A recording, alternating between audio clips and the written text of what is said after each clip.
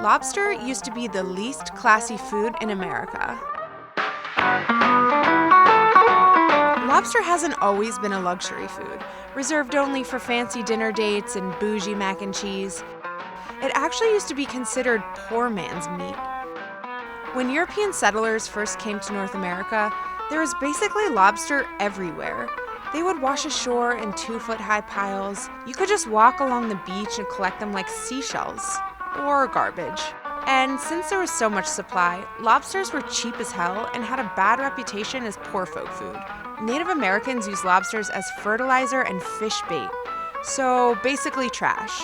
People who did eat lobster would go as far as burying the shells in their yard instead of throwing them out, so nobody knew they were eating them. The shade was real in colonial America. Since lobster was considered trash food, it was saved for prisoners, apprentices, slaves, and kids. Honestly, not a bad deal if you ask us.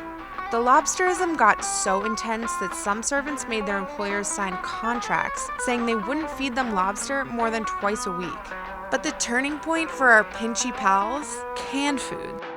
Canned lobster changed everything in the crustacean game. Suddenly, Middle America got a taste of those buttery sea bugs and realized we'd been wasting our best food on fertilizer. Canned lobster became one of the most popular canned goods in the country, and to think, they hadn't even tasted the real stuff yet. Luckily, some genius invented trains. All those canned lobster fanatics were able to travel to coastal areas like Maine and New England to get their first taste of fresh lobster.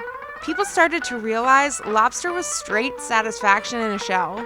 It started popping up on menus in Boston and New York City, and prices immediately began to rise. The original hipster move. The very first lobster shack opened in Vinyl Haven, Maine, and Maine is still obsessed with lobster to this day. By the time World War II came around, lobster was considered a delicacy. Because it was suddenly fancy food, it wasn't rationed during the war. Rich people were the only ones who could afford it, and they kept scarfing it down at alarming rates. And people pretty much haven't stopped since. Sadly, the days of stumbling upon lobster mountains on the beach or cracking shells on the cheap are gone. Now that we're so obsessed with those meaty, clawsome creatures, restaurants are able to charge a boatload for every lobster claw, roll, and tail. They call it market price. We call it worth it.